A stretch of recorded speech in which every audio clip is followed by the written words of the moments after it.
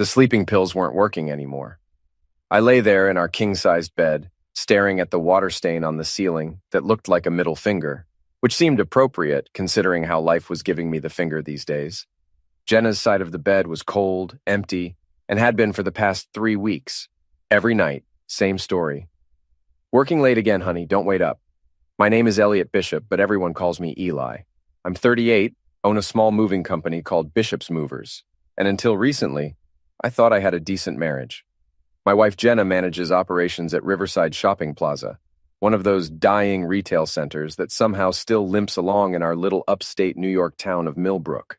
The front door creaked open at 11:47 p.m. I knew the exact time because I'd been watching the red numbers on our alarm clock, like they were counting down to my execution.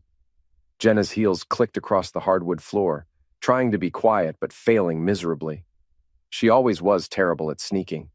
I heard her fumble with her purse, then the soft thud of her shoes hitting the floor.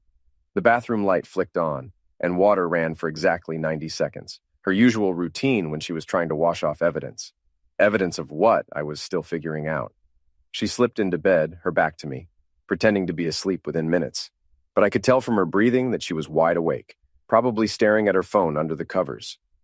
"How was work?" I asked into the darkness. Her body went rigid. "Fine, just the usual end-of-month reports. Must be some pretty intense reports to keep you there until midnight. You know how it is, Eli. Retail never sleeps." That was rich, considering half the stores in her plaza had been empty for 2 years. But I didn't push it. Not yet. The next morning, Jenna was gone before I woke up. No coffee made, no note, just the lingering smell of her perfume, a new scent I didn't recognize. Expensive, too expensive for our budget. I drove my pickup truck to the warehouse where I kept the moving trucks. Bishop's Movers wasn't exactly an empire, just me, my employee Lou, and 2 aging trucks that broke down more often than they should. But it paid the bills and kept me busy enough to ignore the growing cracks in my marriage. Lou Kowalski was already there, smoking a cigarette and reading the sports section of the Millbrook Gazette. Lou was 52, built like a refrigerator, and had spent 5 years upstate for armed robbery before going straight. He was the most honest man I knew, which said something about the world we lived in.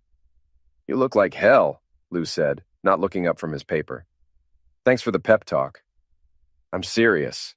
When's the last time you slept?" "Sleep is overrated." I grabbed the clipboard with our jobs for the day. "We've got the Henderson move at 9, then the Patels at 2. What's eating you, Eli? And don't say nothing, because I've seen you handle divorce moves that were less depressing than you are right now." Lou had a point. In the moving business, you see a lot of relationships falling apart. Half our jobs were people splitting up their lives into boxes and loading them into separate trucks. I developed a sixth sense for marital problems, and lately, that sense had been screaming at me about my own marriage.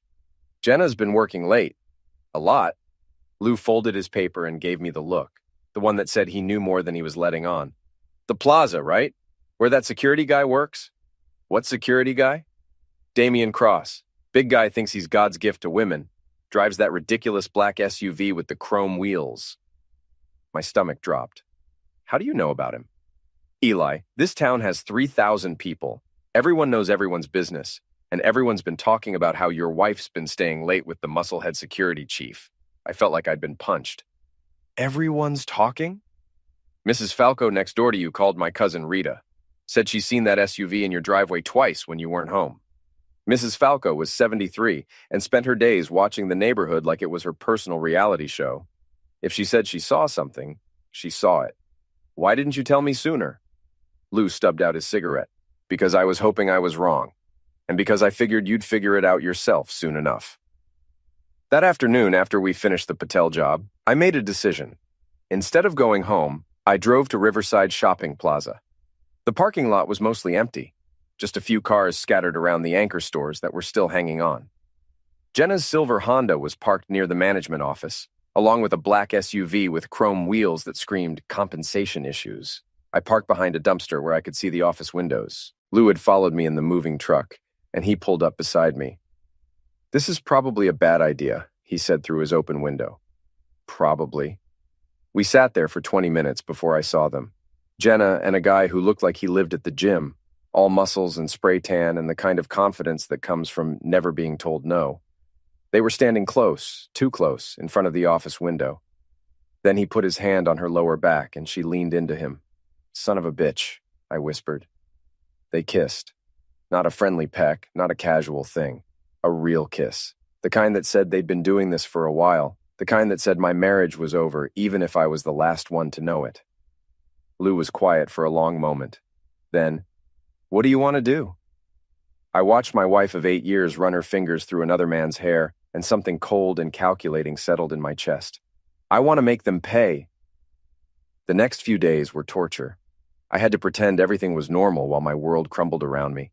Jenna kept up her act, coming home late, making excuses, acting like the loving wife when it suited her. But now I knew what to look for, and the signs were everywhere. New lingerie in the laundry, mysterious phone calls she took in the other room, credit card charges at restaurants I'd never been to. She was getting sloppy, or maybe she just didn't care anymore. I started my own investigation. First stop, Mrs. Falco. "Oh, Eli," she said when I knocked on her door Thursday evening. "I was hoping you'd come by." Mrs. Falco's house smelled like cats and old lady perfume. She led me to her kitchen window, which had a perfect view of my driveway. "I didn't want to be the bearer of bad news," she said, "but I've seen things." "What kind of things?" "That black truck.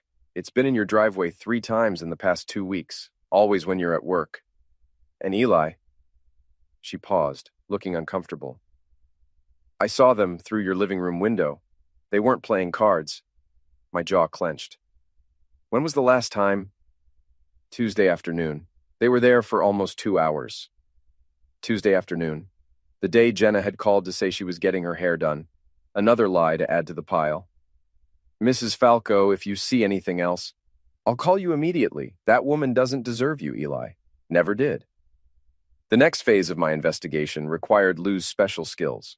Before his stint in prison, Lou had been what you might call technically inclined.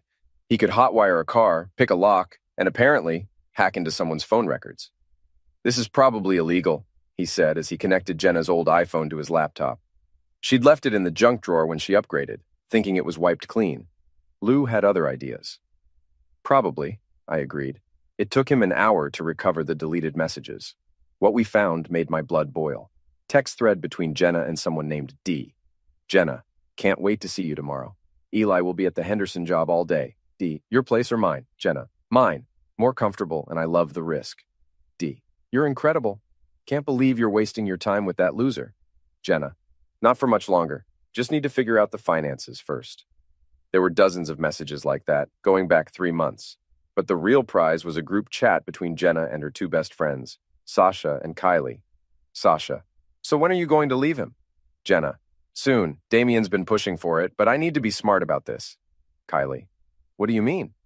Jenna, "Eli's business is worth more than he thinks. And there's the house. If I play this right, I can take him for everything." Sasha, "You're so bad." Jenna, "I'm pregnant." My heart stopped. Kylie, "OMG, Damien's?" Jenna, "Of course it's Damien's. But Eli doesn't know that. He'll think it's his and won't fight the divorce." Sasha, "You're a genius." I stared at the screen, feeling like I was going to throw up. Not only was my wife cheating on me, she was planning to destroy me financially and trick me into supporting another man's child. There was just one problem with her plan. One detail she didn't know about. "Lou," I said quietly, "I need you to do me a favor. Name it. I need you to repo Jenna's car." "Repo it? On what grounds?" "I co-signed the loan and she's 3 payments behind. I checked this morning." Lou grinned. "Now you're thinking like a criminal. I like it." That night, while Jenna was at her book club, which I now knew was code for screwing Damien, Lou and I took her Honda. We didn't steal it. Everything was legal and above board. But when she came home at midnight and found her car missing, the screaming could probably be heard in the next county. "Where the hell is my car?" she shrieked, storming into the house. I was sitting in my recliner watching the late news. "Oh, what car?" "Don't play dumb with me, Eli. My Honda was in the driveway when I left." "Oh, that car. It got repossessed. Turns out you missed a few payments." Her face went white. "You can't do that." "Actually, I can. My name's on the loan too, remember? And since you've been too busy with your book club to handle the finances, I took care of it myself." "This is insane. How am I supposed to get to work?" I shrugged. "Maybe ask one of your book club friends for a ride." I'm sure they'd be happy to help. The look she gave me could have melted steel, but she couldn't say anything without revealing the truth about where she'd really been. She was trapped, and we both knew it. I'm calling the bank in the morning, she said finally. Good luck with that. She stormed upstairs, and I heard her on the phone, probably calling Damien. I didn't care. Phase 1 of my revenge was complete, and I was just getting started. The next morning, I drove to downtown Millbrook and parked outside the Blue Lantern, the local dive bar where all the gossip in town eventually ended up. It was 10 a.m., but there were already 3 regulars at the bar nursing beers and solving the world's problems. I ordered a coffee and struck up a conversation with Mickey, the bartender who'd been serving drinks and collecting secrets for 30 years. Mickey, you know everyone in this town, right? Pretty much. Why? What do you know about Damien Cross? Mickey's expression darkened. That pretty boy security guard? He's trouble, Eli. Bad news all around. How so? He's been bragging to anyone who'll listen about his conquest. Says he's got some married woman wrapped around his finger and he's going to take her for everything she's worth. My hands clenched around my coffee mug. He said that? Last Friday night, right here at this bar. Said the husband was a sucker who didn't know what was coming. Real classy guy. Did he mention any names? Mickey looked uncomfortable. Eli, I don't like to spread gossip. This isn't gossip, Mickey. This is my life, he sighed. He mentioned your wife, said she was easy pickings and that you were too stupid to see what was happening right under your nose. The coffee turned to acid in my stomach. Bad enough that my wife was cheating on me, but to have the whole town know about it, to have them laughing at me behind my back, that was unforgivable. Thanks for telling me, Mickey. What are you going to do? I stood up and left a 5 on the bar. I'm going to make sure everyone in town knows exactly what kind of people they really are.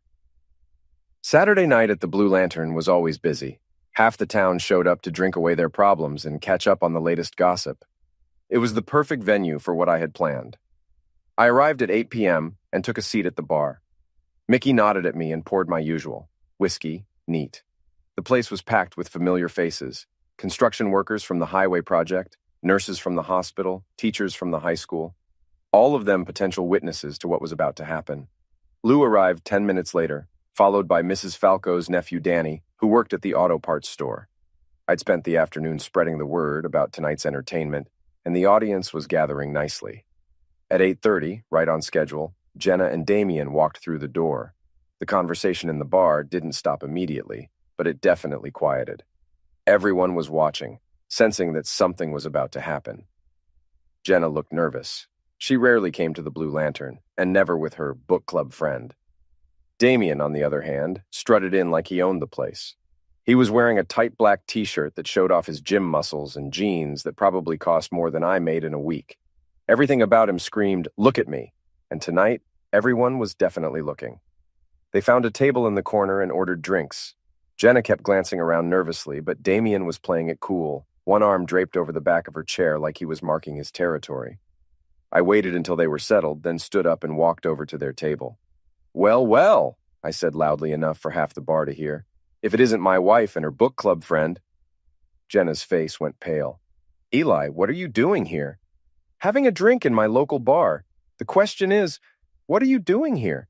I thought you were supposed to be at Sasha's house tonight, discussing literature." Damien stood up, all 6 feet of manufactured intimidation. "Is there a problem here, buddy?" "No problem at all," I said, looking around the bar. "I just wanted to introduce everyone to Damien Cross, the security guard who's been screwing my wife for the past 3 months." The bar went dead silent. Every conversation stopped. Every head turned toward our table. Jenna looked like she wanted to disappear through the floor. "You're out of line," Damien said, stepping closer to me. "Am I? Let me tell you what's out of line, Damien. Out of line is bragging to Mickey here about your conquest. Out of line is calling me a sucker who doesn't know what's happening in his own house. Out of line is planning to steal my wife and my money while laughing about it with your drinking buddies." Damien's face flushed red. "You don't know what you're talking about." "Don't I?" I pulled out my phone and opened the recovered text messages. "Should I read some of these texts out loud? I'm sure everyone would love to hear about your romantic afternoon plans and your opinions about my intelligence." "Eli, please," Jenna whispered. "Can we talk about this at home?" "Home?" I laughed. "You mean The house where you've been entertaining your boyfriend while I'm at work? The house where Mrs. Falco has been watching you through the windows like your own personal reality show? A ripple of laughter went through the crowd. Mrs. Falco was legendary in Millbrook for her neighborhood surveillance activities. Damien had heard enough. He grabbed my shirt and pulled me close. You need to shut your mouth right now. Or what? You'll beat me up in front of 30 witnesses? That would look great on your security guard resume. He shoved me backward, and I stumbled but didn't fall. Lou immediately stepped forward, but I waved him off. This was my show. Go ahead, Damien, I said. Show everyone what a tough guy you are. Beat up the husband of the woman you're screwing. I'm sure that'll really impress her. Stop it, Jenna hissed. Both of you, just stop it. Why should I stop? I asked. Everyone in town already knows what's going on. Mickey, tell them what Damien said about Jenna last Friday night. Mickey looked uncomfortable, but he spoke up. He said she was easy pickings. Said her husband was too stupid to figure out what was happening. More murmurs from the crowd. Jenna buried her face in her hands. And here's the best part, I continued, my voice carrying across the silent bar. My loving wife is pregnant. Congratulations, Damien. You're going to be a daddy. Damien's expression changed from anger to confusion. What? Oh, she didn't tell you? She's been planning to pin the baby on me, take me for everything in the divorce, and ride off into the sunset with you. Except there's one tiny problem with her plan.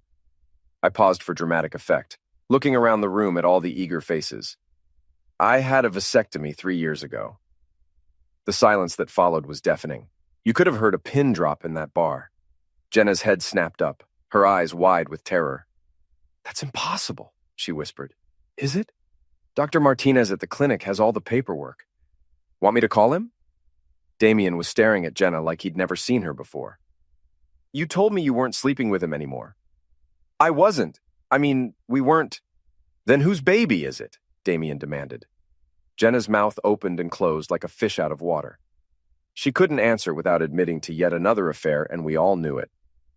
This is getting interesting, someone called out from the back of the bar. Shut up, Jenna screamed, finally losing control. All of you, just shut up! She grabbed her purse and ran for the door. Damien stood there for a moment, looking like his world had just collapsed, then followed her out. The bar erupted in conversation. Everyone was talking at once, rehashing what they'd just witnessed, speculating about whose baby Jenna was carrying, and generally having the time of their lives. Lou clapped me on the shoulder.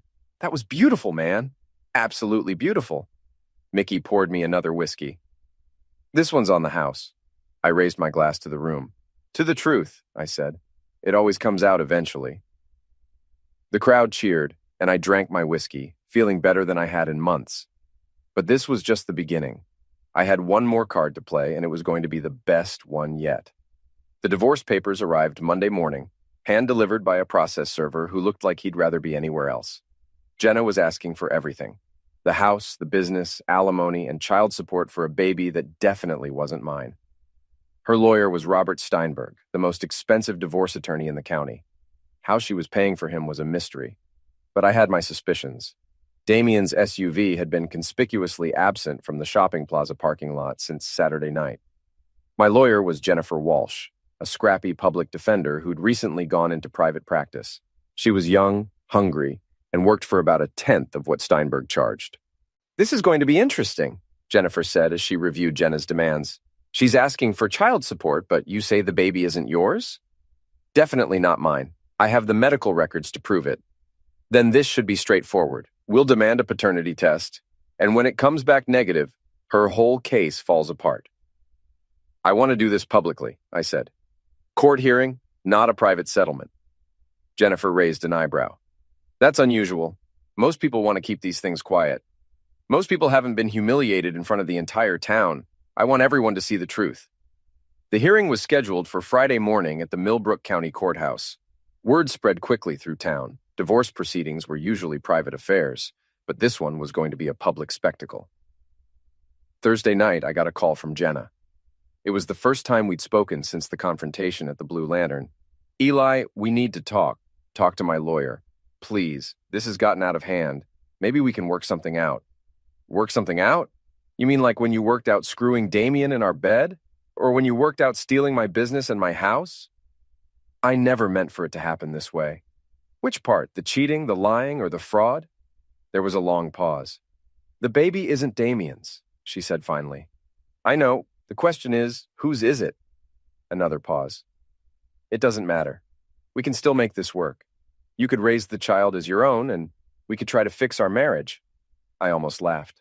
Jenna, I wouldn't trust you to water my plants, let alone raise another man's child. I'll see you in court tomorrow. Friday morning arrived gray and rainy, which seemed appropriate for the occasion. The courthouse was packed. Apparently half of Millbrook had decided to attend the proceedings. Mrs. Falco was in the front row, along with Mickey from the Blue Lantern and at least a dozen other familiar faces. Jenna arrived with her lawyer, looking pale and nervous. She was wearing a conservative blue dress and had her hair pulled back in a bun, trying to look like the wronged wife. But everyone in that courtroom knew better. Judge Patricia Hanley was a no-nonsense woman in her 60s who'd been handling family court for 20 years. She'd seen every kind of divorce drama imaginable, and her expression suggested she wasn't in the mood for games. This is a hearing regarding the divorce petition filed by Jenna Bishop against Elliot Bishop, she announced. Mrs. Bishop is seeking dissolution of marriage, division of assets, alimony, and child support. Mr. Bishop is contesting these claims. Steinberg stood up, looking confident in his expensive suit. Your Honor, my client has been abandoned by her husband during her pregnancy. She's seeking reasonable support for herself and her unborn child, as well as her fair share of the marital assets. Mr. Bishop, Judge Hanley said, how do you respond to these claims? Jennifer stood up. Your Honor, my client disputes paternity of the child in question. We have medical evidence that proves Mr. Bishop cannot be the father. A murmur went through the courtroom. Jenna's face went white. What kind of medical evidence? The judge asked. Mr. Bishop underwent a vasectomy 3 years ago, Your Honor. We have the medical records and are prepared to provide DNA evidence if necessary. Steinberg looked like he'd been punched. He leaned over to whisper urgently with Jenna, who was shaking her head frantically. Your Honor, Steinberg said, we request a brief recess to consult with our client. Denied, Judge Hanley said curtly. Mrs. Bishop, did you know about your husband's vasectomy? Jenna stood up slowly. I thought the doctor said it wasn't 100% effective. It's 99.9% effective, Jennifer said. The odds of pregnancy after a successful vasectomy are less than 1 in 1,000. And you're claiming this child is your husband's? The judge asked. Jenna's mouth opened and closed without sound. The courtroom was dead silent, everyone waiting for her answer. Finally, she whispered, Yes. Then you won't object to a paternity test? That's when everything fell apart. Jenna started crying, not the delicate tears of a wronged wife, but the ugly, desperate sobs of someone whose lies had finally caught up with her. I can't do this, she said between sobs. I can't keep lying. Steinberg tried to stop her, but it was too late. The dam had burst. The baby isn't Eli's, she said. It's not Damien's either. It's my boss's. From the conference in Albany. I was drunk, and it just happened, and I thought I could make it work, thought I could fix everything, but it all went wrong. The courtroom erupted. Judge Hanley banged her gavel repeatedly, trying to restore order, but the damage was done. Jenna had just admitted to adultery, fraud, and attempted paternity deception in front of half the town.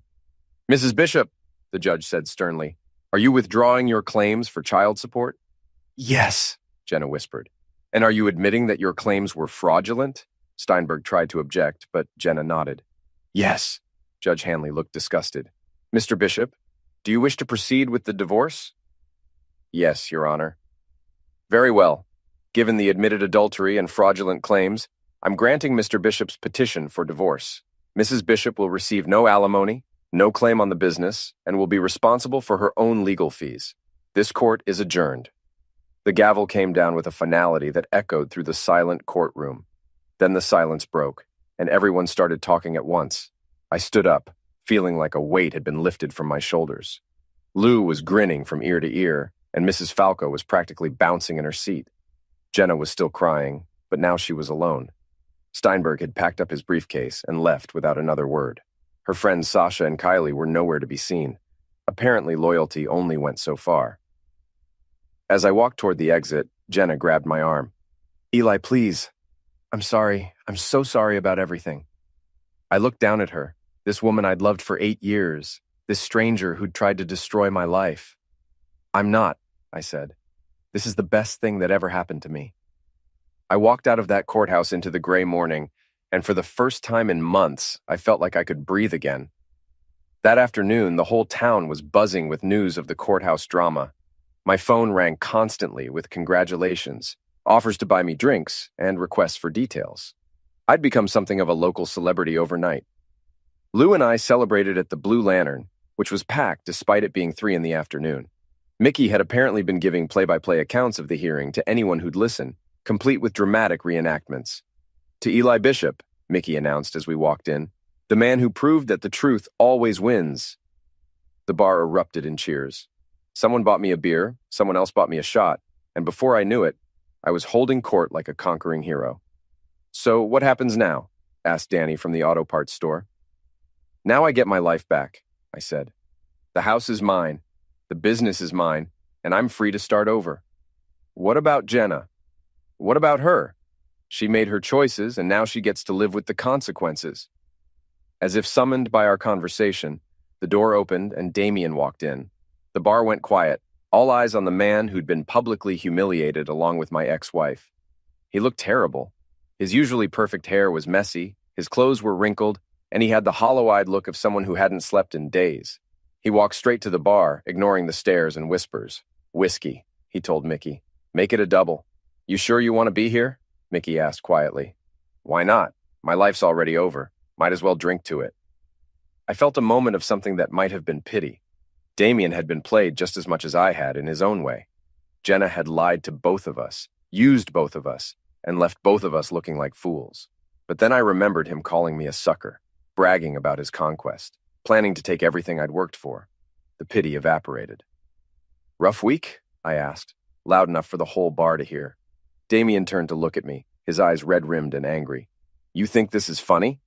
"Actually, yeah, I think it's hilarious. She played you too, you know? Made you look like an idiot in front of the whole town." "Maybe. But I'm not the one who got fired from his job for screwing around during work hours. I'm not the one who everyone's laughing at for falling for a married woman's lies. And I'm definitely not the one who's going to be known forever as the guy who couldn't tell when his girlfriend was pregnant with someone else's baby." Damien's face flushed red. "You son of a bitch." "Careful, Damien. You're already the town joke. Don't make it worse by starting a fight you can't win." He stood up, fists clenched, but Lou stepped between us. "Sit down," Lou said quietly. "You don't want to do this." Damien looked at Lou, all 250 pounds of him, and apparently decided discretion was the better part of valor. He threw a 20 on the bar and stalked out. The bar erupted in laughter and applause.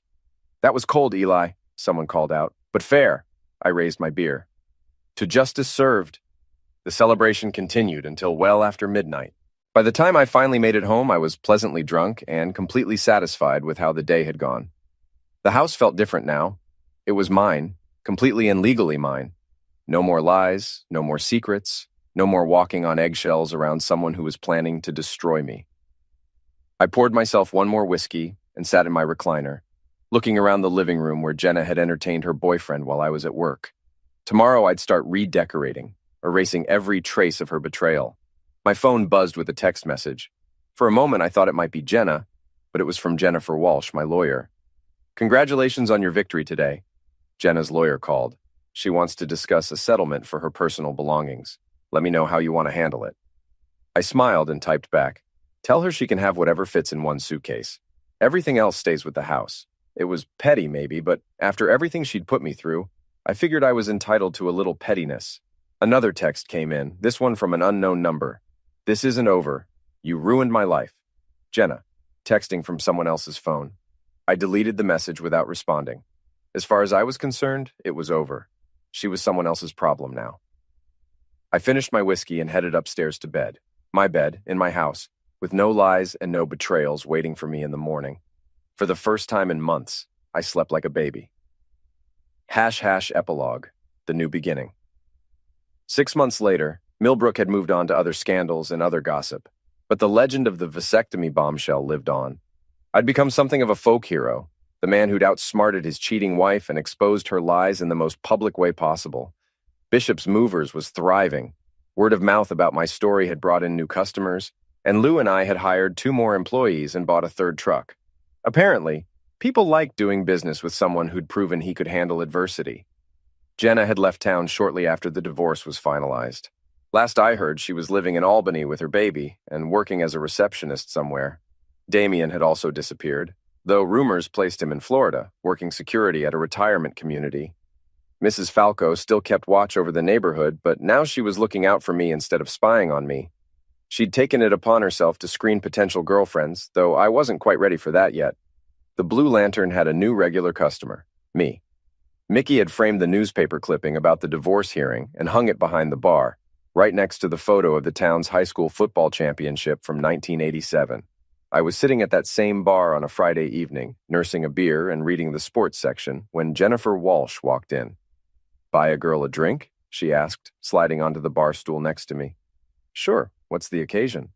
"I just closed the biggest case of my career thanks to the publicity from your divorce. Thought I'd celebrate where it all started." Mickey poured her a glass of wine, and we toasted to new beginnings. "Any regrets?" she asked. I thought about it for a moment, looking around the bar at the familiar faces, thinking about my house and my business and my future. "Just one," I said. "What's that?" "I should have gotten that vasectomy sooner." Jennifer laughed, and I realized that for the first time since this whole mess started, I was genuinely happy. Not satisfied, not vindicated, but actually happy. Revenge, as it turned out, was a dish best served publicly, with plenty of witnesses and a side of poetic justice. And sometimes, if you were very lucky, it came with a happy ending. I raised my beer to the room, to the town that had supported me, to the friends who'd stood by me, and to the future that was finally mine to control. "Here's to the truth," I said, "and to the sweet taste of victory."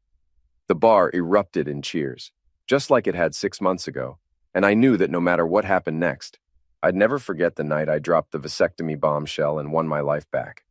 Some stories end with the hero riding off into the sunset. This one ended with the hero buying another round and planning his next move. And honestly, I couldn't think of a better ending than that.